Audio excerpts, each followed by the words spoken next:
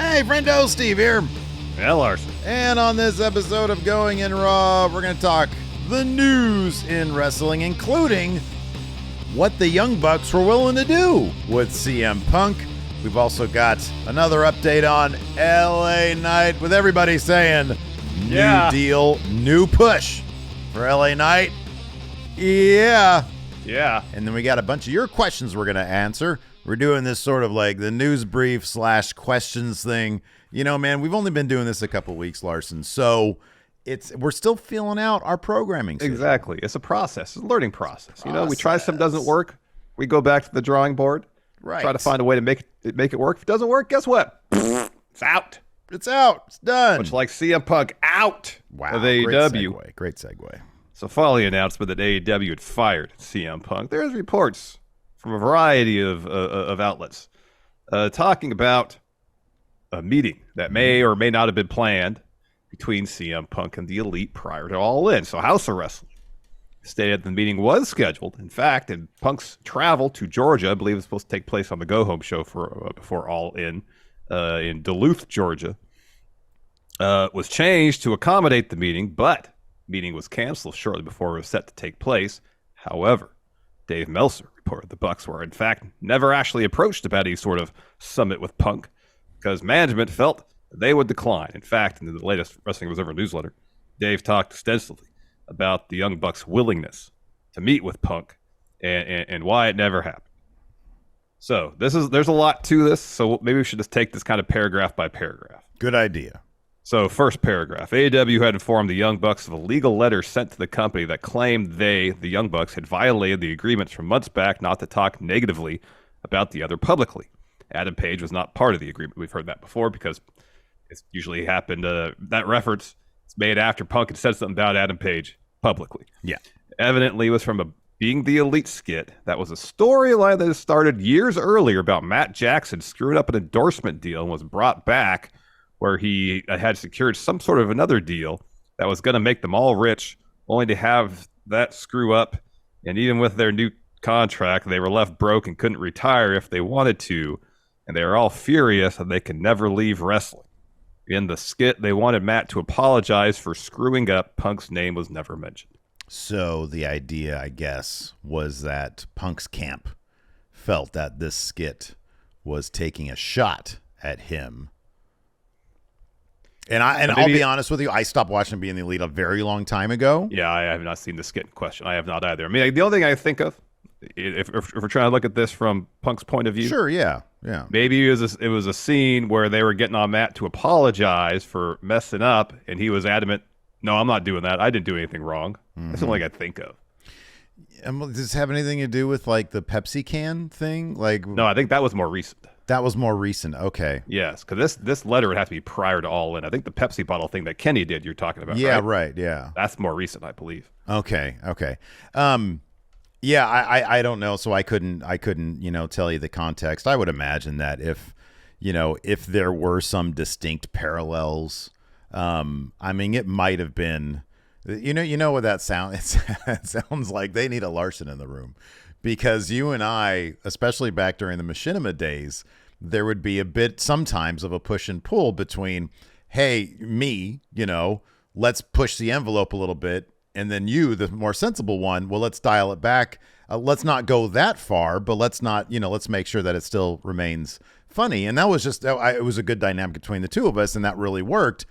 And maybe in this situation, if there was a Larson in the room, with all the legalities going on, somebody could have said, maybe we shouldn't, broach it this way because it could be construed that way. Or maybe they were trying to poke the bear, and in a way that they felt like legally they wouldn't get in trouble, but it was a wink and a nod, and they were called out on it, which, entirely possible. If that's the truth, juvenile and petty on their part for doing that. If this was literally just them, going along with their own story, thought it would be funny for this to be the situation, and Punk wasn't on their mind, which we'll never know. Exactly. Then I guess it's just an unfortunate event or whatever. But I could see it if there were some distinct parallels. Then I could see why that maybe a letter like that would be sent. Perhaps. All right, moving on to the newsletter. Dave continues. Of all the weekly things, whether it be what happened to Ryan Nemeth and Christopher Daniels, and then hearing about that legal letter right before the meeting led them to turning it down, I don't know if they would have anyway, although had nothing happened for several months, they were willing to have that meeting and work with Punk. This is quite a bit of massive news here. Mm-hmm. Essentially, the phrase I used in September about time healing all wounds probably was the case, but the clock on that time frame kept getting reset each week back to zero. One person very close to the situation said that the Bucks had said if 6 months went by without any issues, they would have been willing to sit down and work with him referring to CM Punk. So pause there. There would have been like a sign, that sign says it's like an like on a work site, zero days, X number of days since the last accident, X number of days since, and I've seen this meme on Twitter too in the wrestling sphere, yes. X number of days since CM Punk drama. They kept on having to set that back to zero because seemingly there were things that were happening. So Meltzer also mentioned that there was another incident between Punk and Tony Khan after Punk's match at All In. Stated this, quote, one noted that besides what happened before the Punk versus Joe match, there is another situation after the match involving Tony Khan and CM Punk, but there were no witnesses to that past it happened, and Khan came out of it very upset. Are we to believe, end quote, are we to believe that that was the situation that Tony Khan was speaking of when he felt his life was in danger, or safety? I don't know. Or an episode preceding that before when the maybe the lunge happened and the monitors came down, or more than a lunge, or more than a lunge, like Dave says. Yeah. I guess remains to be seen. I don't think we're ever gonna know. No, I mean, this is going to be like brawl out where there could be various perspectives and whatnot. Well, the truth would probably lie somewhere in the middle, but we're not going to get like a cohesive. No, we're not. Narrative of what happened. I would be surprised if. Well, number one, it will be interesting to see if Punk ever brings any of this stuff up, even 5 years from now, and we get at least his perspective from what happened and whatever this, because we had heard that there was like a more private situation between Punk and Khan at some point. And like, what is that, what happened there? Yeah. Before we run to this last bit from Dave, let's go back to the idea that the Young Bucks, the Elite maybe, were willing to sit down with CM Punk if no issues came about, whether it be 3, 4, 5, 6, 8 months, whatever the time frame may be. Right. I mean, that's like serious. That's obviously news because that's something we hadn't heard before. That there was some measure of willingness from them to sit down with Punk. They just wanted things, seemingly, if this is to be believed, for him to kind of be on his best behavior. Well, it sort of lines up with like what we used to talk about pre-Collision when it became obvious that CM Punk was coming back and they were going to try this brand split thing. It was a matter of, okay, will this brand split, will it work? Will it sort of calm everybody down? And you and I were, and rightfully so, very pessimistic. Oh, yeah. Because there are just too many alliances. There are too many moving parts. There are too many people who have the Young Bucks to thank for being on on cable television. And I'll be honest with you, I didn't necessarily put that together immediately when I thought of Jungle Boy, when I thought of Jack Perry. But when you think about it, they pulled him from, the independent world and put him out there on cable television. And you combined that with somebody who has a certain way of doing things. And let's face it, and this is, I wonder, I've always wondered, and beyond some very vague statements, I've always wondered why, well, a lot of people wonder why Cody Rhodes left AEW. And a lot of the signs seem to point towards he had his way of doing things, and the Young Bucks and their camp had a way of doing things. And it seemed like it all landed on friendly terms with him leaving, and he has admitted as such since then. And they've used the being the elite stuff in his documentary, and things seemed more like an amicable. Well, it's not going to work for me, and it's not going to work for you, so I'll just go ahead and I'll be the biggest thing in WWE instead. Yeah, exactly. In CM Punk's case, it might be a similar situation with a much different personality dynamic. Yes, because Cody seems much more diplomatic in terms of how he approaches things. Yeah. I mean, he just said, I just saw a thing today where he talks about how his promos don't have the soul of his father's, but he, in his own words, his promos come across like he's on a political campaign.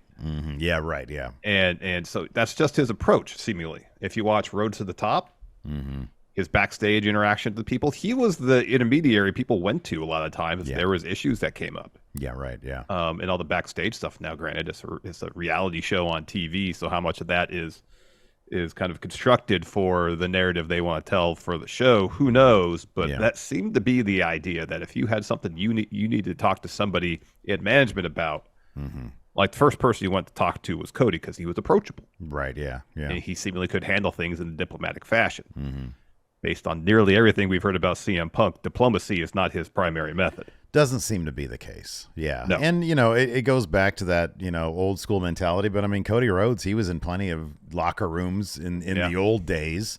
You would have thought that maybe he would be more inclined to have that sort of, but he is very much a politician, isn't he? And, it might be a situation where you have two people in Cody and Punk brought up to varying extents in kind of the old school atmosphere.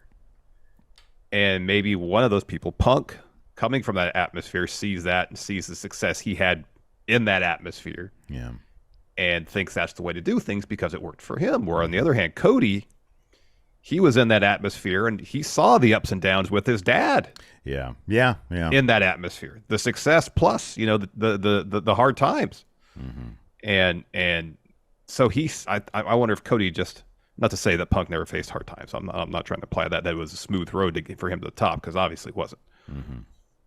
But Cody talks about his dad, his family being in dire financial straits. Yeah. So I wonder if Cody has, maybe, this is speculation, a fuller breadth of the experience of what the pro wrestling industry used to be. That could be. And therefore might have more of appreciation for what it's become because he's seen the highs of highs and maybe some of the lowest of the lows. Yeah, that could. And having his dad as more of a guide as opposed to CM Punk, who, didn't have, it's not like his dad was, doing that. He was just sort of, carving his way through and mainly on his own terms as well. I mean, CM Punk was a bit of a trailblazer when it came to like that Ring of Honor thing, making it up there in the WWE. Like if you look at everybody who came after him, like in NXT, it was all in the Punk mold. I mean, guys like Sami Zayn, Kevin Owens, Finn Balor, it was those the kind Punk, of guys. Bryan Danielson mold. Yeah, for sure. Right. Yeah, exactly. Yeah. So yeah, now despite all these issues, and this is one place where I think you and I are going to differ with Dave Meltzer here. I think so. Dave doesn't rule out a possible AEW return for CM Punk. He said this: if WWE doesn't sign him, I wouldn't at all rule out AEW giving him another shot, as crazy as that may sound today, for those same reasons, although that would be very difficult. This is a unique situation, but historically, when top talent has a fallout with a promotion and they can still draw, at some point, time does heal all wounds, and every company has its period when business isn't good and they would be looking for any shot in the arm. I know you're dying to talk right now. The quote is over. What do you got? I don't even know where to start with this. I mean, I don't know. Yes, there's been plenty of instances where a top star has had a falling out with the promotion that they work for, only eventually for them to make a return to some capacity. I'm aware of that. This situation feels a bit different because I don't, off the top of my head, I can't think of another instance where this falling out happened and some of the management team also happens to be wrestlers that the person who had a falling out with the promotion got in a fight with. Publicly blasted during a press conference. I think circumstances are quite a bit different, where if the Young Bucks and maybe Kenny, I don't know, are so entrenched in the idea where if Punk could show us that, what it seems to me, this is the gut feeling I get. And again, this is speculation. The gut feeling I get is based on, I wonder if more of this is the scrum than the fight, where Punk comes out and blasts the company they helped found and put their heart and souls into. And they're like, all right, if Punk can show that he's a team player, that he's here for AEW, not for CM Punk, if he can keep his personal grievance at bay for the success of the company, then yes, maybe we'll be willing to work with him. But if that doesn't happen, no chance. There is zero chance that Tony Khan would go on cable TV That's true. His life was threatened to bring this guy back. Yeah. In a 2-minute promo that has probably been watched millions of times by now between YouTube, cable TV, etc., and say, I have never felt my life threatened at a wrestling show until now, and bring him back. That won't, as long as Tony Khan's in AEW, that ain't never going to happen. And the clock is ticking on CM Punk's body. Yes. He put on some really phenomenal matches during this last run, which I was wrong. I ate shit on that one because I honestly thought, I don't know, this guy's body is going to hold up past one match. And it totally did, and I was totally wrong about that. Yeah. And we got some really good matches. It helped him that a lot of his matches were tag matches, you know. That's true. That's true. But then he would have the match, you know, with Joe. Yeah, he had the Kojima match, the Joe match. Yeah. The Koji, yeah. But there is no way. Tony Khan, when he gave that speech at the beginning of the show, that was his complete and total break from CM Punk. That was his, I'm never doing business with this guy again because there's no way I can show up on TV and then go in front of the Collision crowd live and say this guy threatened my life. There is no way he's coming back because you don't say that unless you are completely and totally done with that individual. I'll quit this show if he comes back to AEW under Tony Khan. That ain't happening. Time ain't gonna heal that wound. No, there's some truth to that, but at the same time, if we've seen circumstances where promoters and talent have had, I don't know if it's exactly to the degree where, for example, Vince didn't have Nails come back.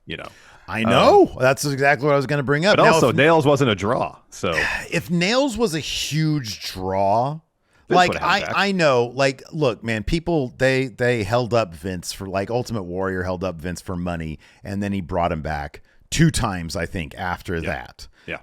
I get that. That is just, these guys are doing business.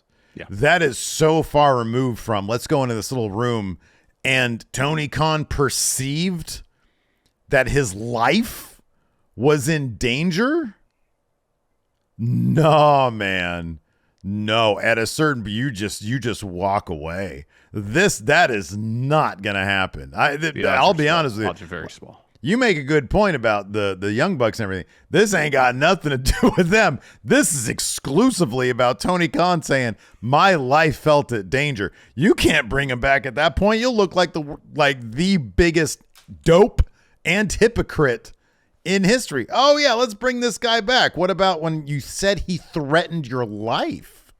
And there's still probably more to come from CM Punk because he hadn't even said his bit. I know. Well, Tony Khan would just play. Say, oh, no, he just knocked a couple monitors over. It's not a huge deal. Right, they're heavy monitors. That's why I thought my safety was in danger. But, they weren't close to hitting my head. So monitors have incredibly sharp edges. They can. And all these monitors these days are so light. Right. Yeah, I know. Yeah. Well, he was like, these are old school ones. They're from the old TNT days. He's got the cathode tube ones. He's got the cathode ray ones. Yeah, exactly. Yeah, for a little monitor that large weighs about 70 pounds. Yeah. He's like, we switched out the monitors. It's back. CM Punk. Yeah, no, he ain't. This is less than 2% botch territory. It comes back. No, I agree with you. Yeah, I will dye my hair. I'll bleach my hair like Cody Rhodes if he comes back. Well, you're already backpedaling from quitting the show. And I'll quit the show too. No, I ain't gonna do any of that shit. But I will be shocked. I will be floored. Be pretty surprised. If Tony Khan brings that guy back. It seemed like if something happened that drove Tony Khan to his breaking point with Punk, and he fired him. That's that. You got to, and here's the thing also, you got to move on. You can't sit there he had a lot of chances. You can't sit there wondering, they did a whole other show with him, and now he's stuck without CM Punk. Now he's got to, okay, well, how do I continue to give people what they want with this Collision business without the main draw for the show? When they announced the show, they had to pull Punk from the shit. Yeah, because he was having issues with something. Yeah. I got 3 words for you, what you do to get people excited about Collision. Mm-hmm. Yeah. You know what they are, Steve? 100 Jeff Jarrett's. That's 4 words. I said 3. 100 Jeff Jarrett's. I was thinking Bang Bang Gang. Oh my God. Yeah, they're already there. Yeah. No, you elevate them to the very top. Oh, no, absolutely. Honestly, they got to start making some more singles stars. They got to break. Malachi needs to be a solo guy. There's you take the momentum they got with Ricky Starks coming out of the strap match with Danielson and push him to the very, very top of Collision. Yeah, that's what you do. Ricky Starks top heel on Collision. That's what you do. Top heel, top face in the WWE might be LA Knight. We'll talk about that here in just a moment. But Larson, first, let's go ahead and pay some bills. Let's do it. Let's take a quick break here. Get a word from our sponsor, DraftKings Sportsbook. Hey, Steve. Hey. Can you believe we've had 7 months without an NFL game? It's wild. It's crazy. Check your calendar. It's science. I looked it up. Oh, my gosh. It's been 7 months. It has been. Well, good thing that it's over. NFL is here, and DraftKings Sportsbook, the official sports betting partner of the NFL, has given you a can't-miss offer for Week 1. That's right. This week, new customers can get $200 in bonus bets instantly when you bet just $5 on any NFL game. And DraftKings is hooking everyone up with some game day greatness. Get this, Larson.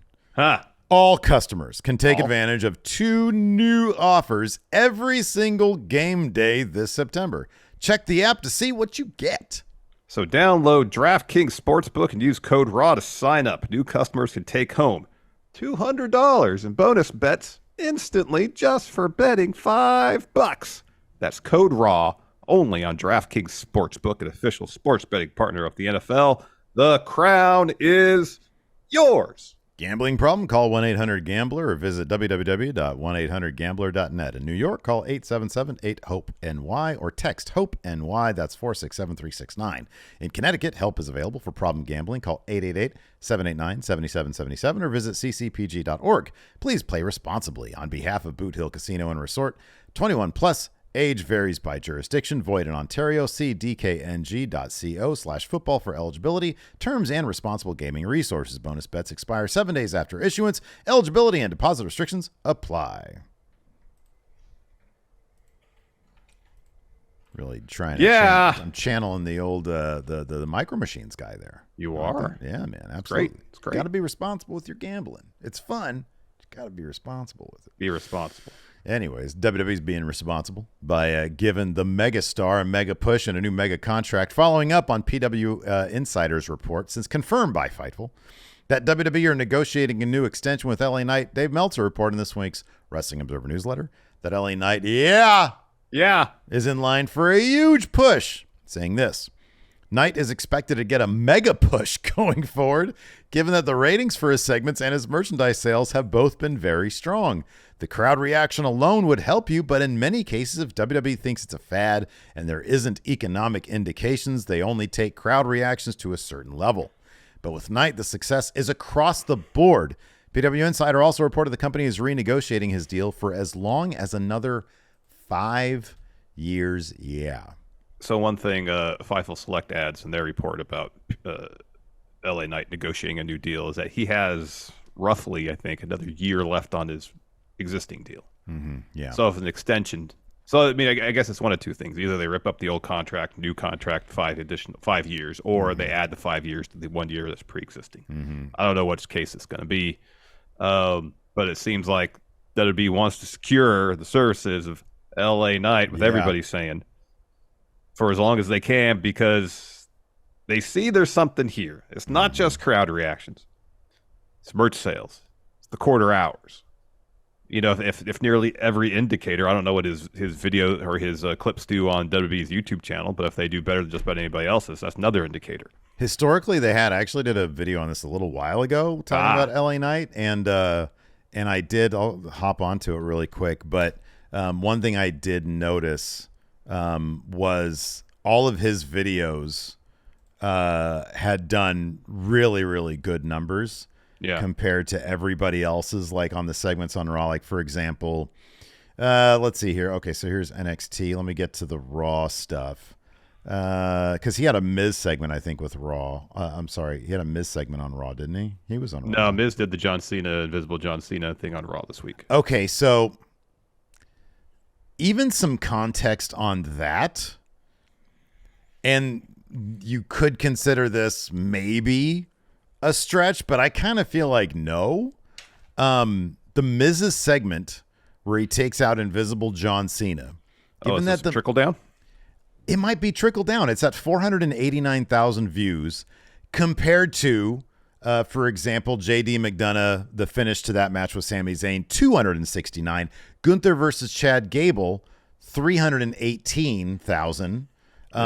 This one did two Bloodline segments. Jey Uso talks to Adam Pearce and Jey Uso talks to Dirty Dom. Both did 600 plus. So that's, I mean, the Bloodline is super strong. It's still tops, yeah. But that's, I mean, even that is like good context because it's kind of trickled down. You know, it's like it's not Roman, but it's Jay's Bloodline, and that's a big deal. Damian Priest, and I kind of think there's a qualifier here. Damian Priest's new briefcase has over 600,000. But like that new briefcase, I think a lot of people just want to look at the new briefcase. Oh, yeah. It's a cool looking briefcase. It is a cool looking briefcase. But Sami Zayn challenges a member of the Judgment Day, only 356,000. Let me go to SmackDown because I'm pretty sure there was a segment there. Yeah. Yeah. Hold on. Payback. I forgot Payback was in between them. Where is The Miz and LA Knight? Hold on a second. Why am I not seeing this here? That would be a missed opportunity for them not to have some LA Knight content from Payback. Yeah, that would be kind of crazy.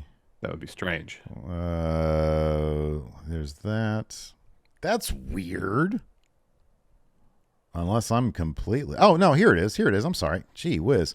LA Knight was right in front of me. LA Knight versus The Miz Payback highlights. 462,000. Owens and Zayn versus Judgment Day. Well, that was a tag title change. 692,000, so that was a lot more.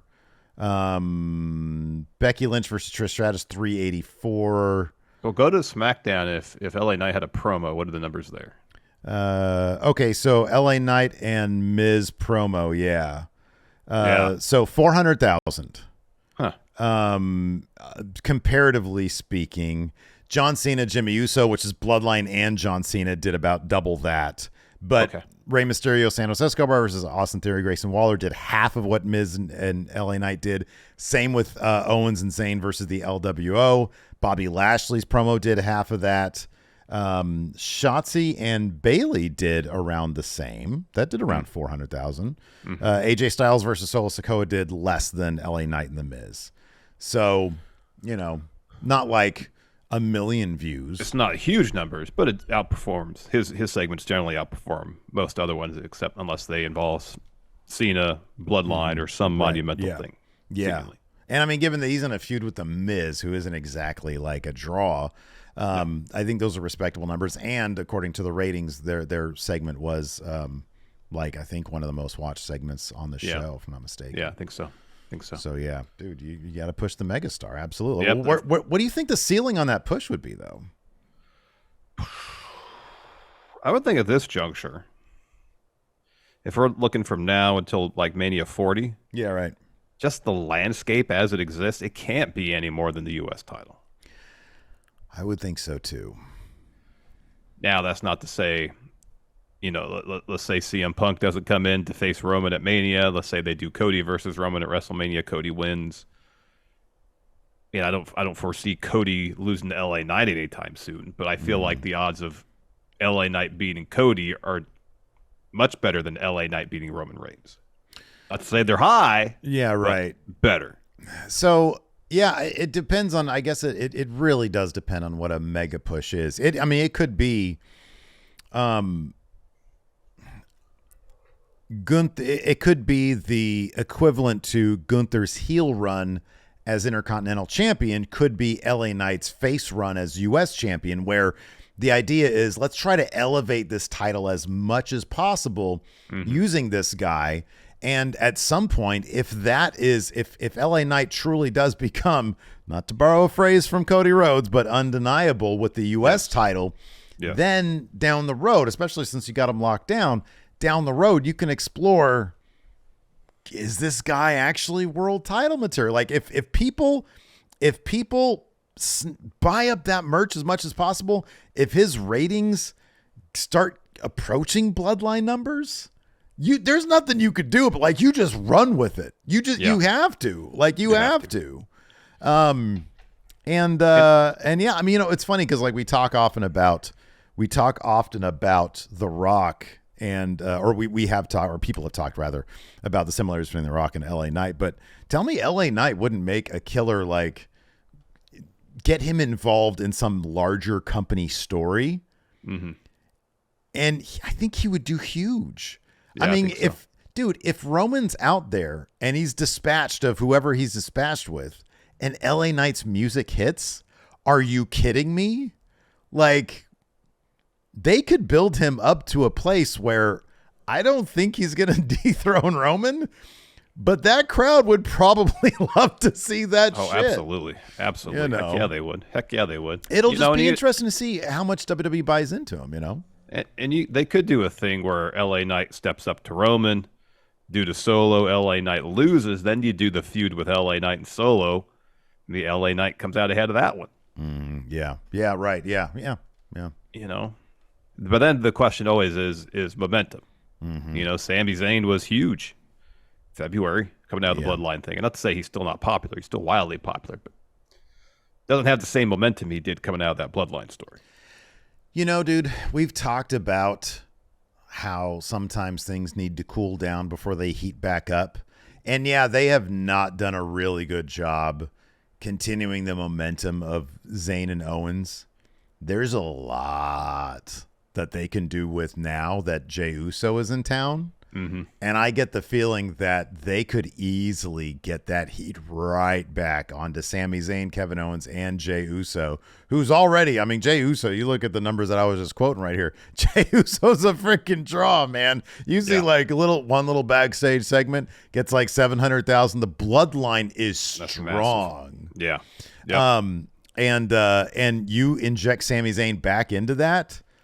That's a pretty big deal. I didn't notice on Raw, because that's right, they had the opening segment on Raw that was Jay and Sammy. Oh God, yeah, that did 1 million. I didn't even notice that. It's just a thumbnail of them hugging. Jey Uso and Sami Zayn did 1 million views on YouTube.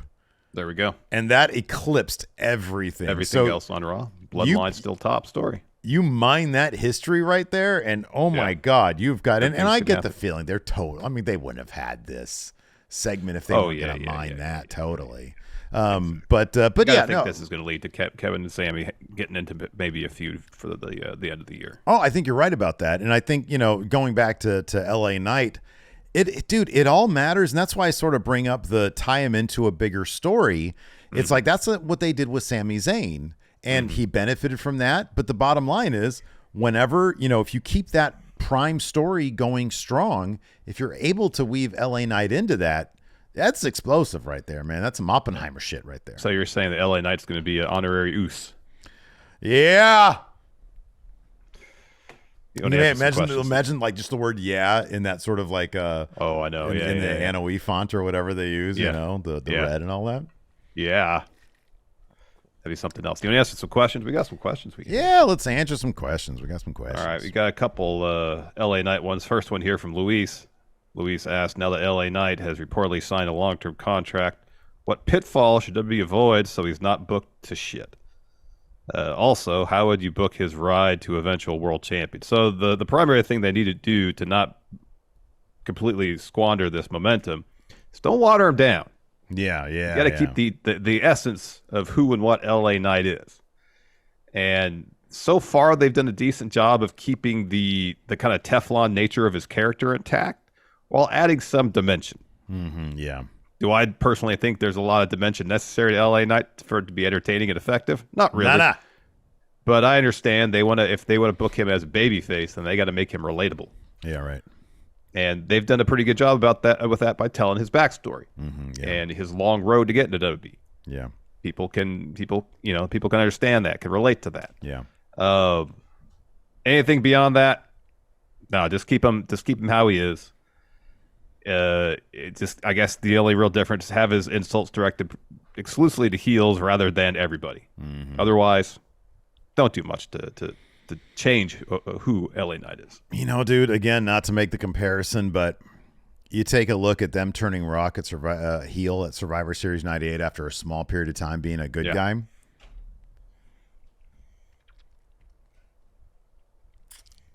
Do something like that for like a 6-month heel run before he goes back to being a good guy.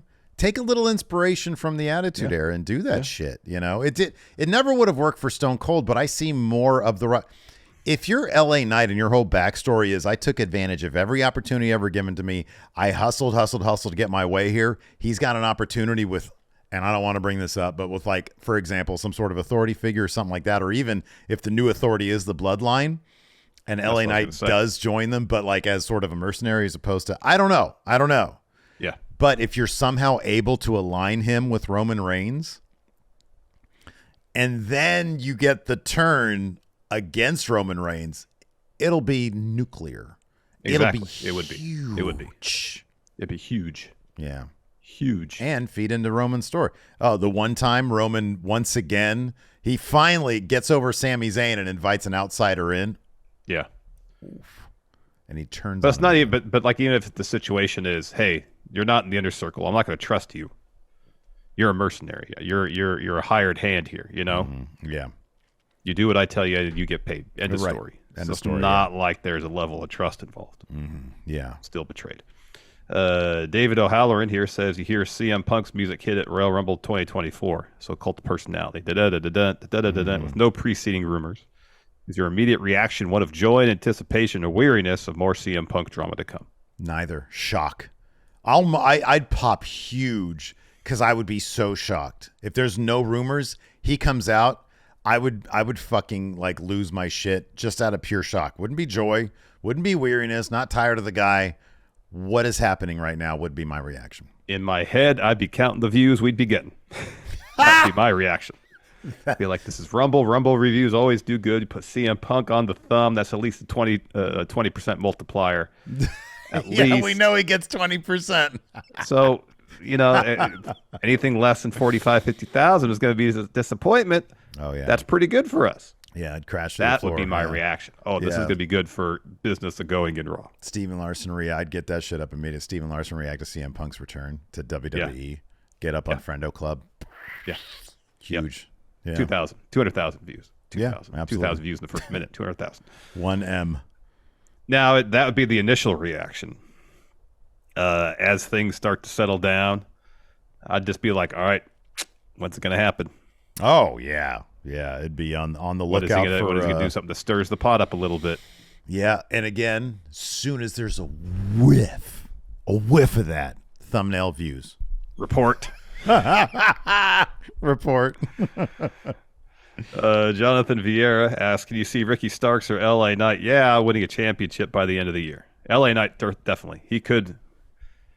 Probably more likely WrestleMania. Maybe they want that moment for him. But if he won the U.S. title by the end of the year, I would not be surprised. Yeah, I could see him winning. You know what? It might be this. Keep him out of the Rumble because they'll boo the fucking shit out of it when he gets eliminated. Have him beat Santos Escobar for the U.S. title come Rumble. Because he needs to beat Ray at Survivor Series for that title. He needs to turn on Ray. I don't know if they're going to do that, though. I hope they do. Yeah, he does. Yeah, Ricky Starks championship. The thing about Ricky Starks is that he's already challenged, he's already in the main event level scene. He was challenging for the Real World's title. That didn't happen. Daniel Bryan. That belt's going into the ether. Poof. Gone. It's gone. And then, but then he was taking on WrestleMania main eventer Daniel Bryan, 2-time WrestleMania main eventer Daniel Bryan. Yeah. I feel like anything below that, although maybe you can make him by beating Mox for the international title if Mox goes on a good run. Maybe. And he can try to elevate that to be like, the new Real World title. Definitely the 1B to the 1A of the AEW. Blake Whitehouse here asks, which Prime TNA stars would have had the biggest ceiling in today's WWE and AEW? I generally see Prime Abyss being a top guy in AEW by having brutal matches with Mox. Let's set aside like AJ Styles and Samoa Joe. I think those are the two most obvious names. I mean, Kurt Angle, obviously. I'll be honest. I think one of their biggest ball drops was EC3. Mm-hmm. I think that dude has all the charisma. He's got the look. He's got, he's a fine wrestler. And even his that one promo they did for him on his, when he was about to come to main roster. And then what did he do? He did something weird. He sneezed near Vince or some shit like that. I forget what it was. And then they completely buried him. That was a huge fumble on WWE's part. I think he could have been huge. Yeah. Trying to think who else. Prime. I mean, it still blows my mind that although I guess I shouldn't, given Vince's philosophy towards women's wrestling at the time, that like Gail Kim could have been a massive star for the company. Yeah. Massive. I think ODB could have been a pretty big star. Yeah. For WWE. Yeah. Yeah, I think there were a lot. I think TNA was ahead of its time back then. Oh yeah. And if WWE was cool with like, oh, they made their name somewhere else, let's bring them here. Yeah, there was any number of people. Vince was so fucking weird about that shit back then. Oh, I know. Heather Wright asked, knowing that Gable Steveson has been officially removed from WWE NXT's roster, was it due to the Olympics or something else? He dropped out of the World Championships too. He's not doing that either. I suspect. I honestly don't think it had anything to do with WWE seemed to be fine with the allegations that were going on with him for whatever reason. It seemed like he wasn't taking to it. They saw the crowd reaction. Now, WWE might have been okay with that, but maybe I have no idea if the crowd reaction to Gable Steveson, which was not a good reaction, was because of that. It's entirely possible. And if they were like, "Oh, we're not going to be able to get through this. We can't turn him heel, and this crowd's not going to get over that stuff. We can't do anything. He's like not even that good in the ring. You know, he's not showing promise in that department. I think that might be one of the main things. He just wasn't developing quick enough. Yeah. Mikey here says, do you think every wrestler needs to be a babyface or heel, or do you think there should be more shades of gray? Oh, yeah, I think that not necessarily shades of gray, but I think like Kevin Owens, for example, great example of a guy who, when he's a bad guy or when he's a good guy, there is a crystal clear motivation that he is simply a complex human being.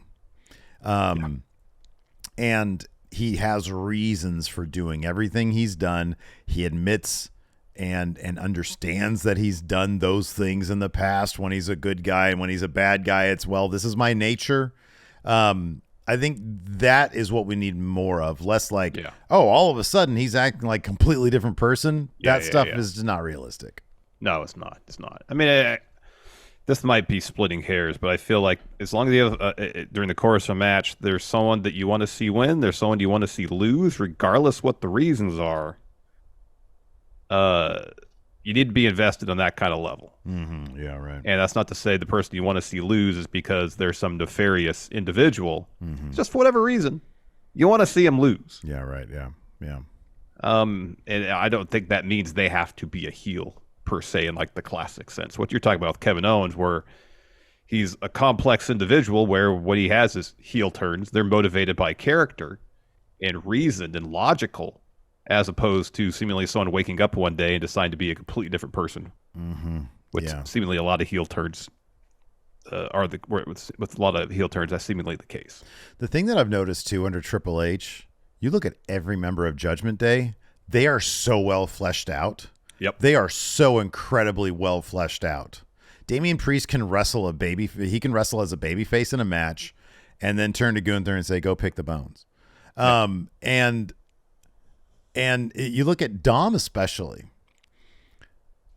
you can see all the motivation there. When they turn to him and say, Dom, what do you think? And he gets nervous and says, he's not being dastardly. He's being insecure. I don't know. What do you guys think? I'm not taking sides because I don't want to risk my spot. You're my family. I don't want to see you fight. Yep. And I'm not going to participate in that because I have no place here. He still just wants to belong. Mm-hmm. And that is so relatable. And it ain't a good guy thing or a bad guy thing. Nope. Yeah. I think that's like one of the most underrated things that Triple H has accomplished as head of creative is making sure that everybody has some layer of complexity and depth, and that's what they're trying to do with LA Knight right now. Yeah. Carlos Diaz here says, knowing that Ace Steel is actually Chris Guy, what are your favorite real names which totally overshadow wrestling names? I got it. Jonathan Good. Yeah. Jonathan Good. Yeah. That's Moxley. Jonathan Good. I love that one. I know a Leaping Lanny with a Poffo last name. Yeah. Poffo has such like an old school wrestling vibe to it. It does. Yeah, absolutely. Imagine Randy Poffo. Randy Macho Man Poffo. Yeah, it's great. Macho Man Randy Poffo. That's great. Yeah. That was a good Poffo one. is such a great last name. It is. Yeah. Luthez. I mean, that's that just was his wrestling name. That's his name and wrestling name. That's yeah. his wrestling name. Jim Hellwig. Does he come off to you as a warrior? Jim Hellwig. Jim. I mean, he does yells at people a lot, seemingly. Yeah, I don't know if Jim's the kind of guy to yell at people a lot. Think about that one some more. Yeah. Shelby asks here, hey, friendos, hope all is well. I got tickets for Monday Night Raw taping in October, and this will be my first live event since a house show I went to when I was 5 or 6. Any advice on what I should do or make sure not to do? Going to a Monday Night Raw taping is a completely different situation than going to pretty much any other wrestling show because it's long. It's 3 hours. A lot of commercial breaks, a lot of downtime. Mm-hmm.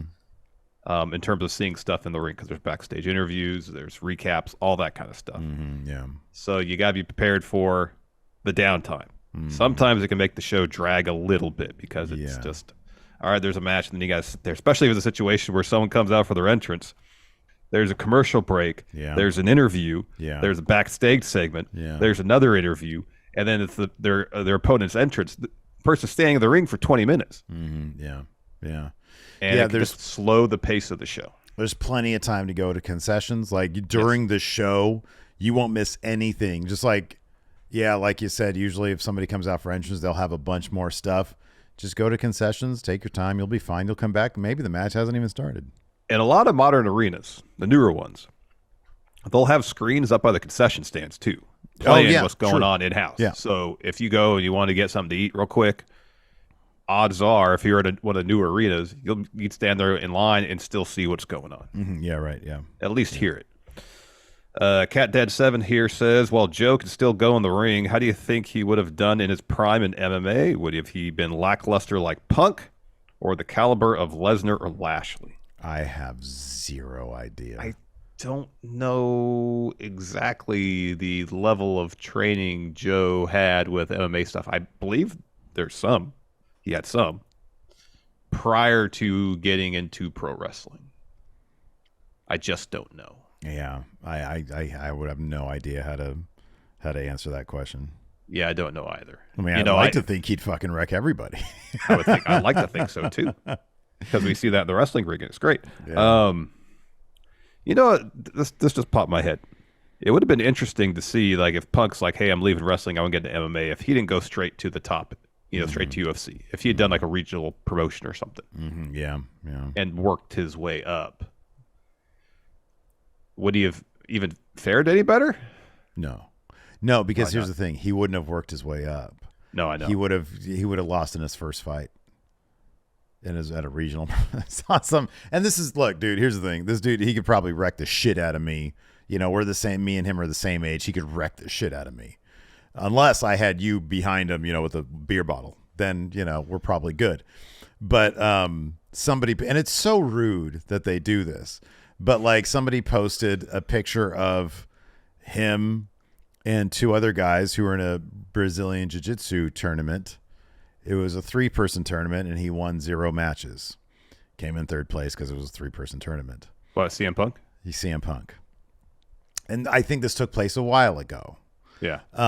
And that's fine, but I feel like those are the types of guys that he would be facing off against in local, smaller, regional MMA tournaments.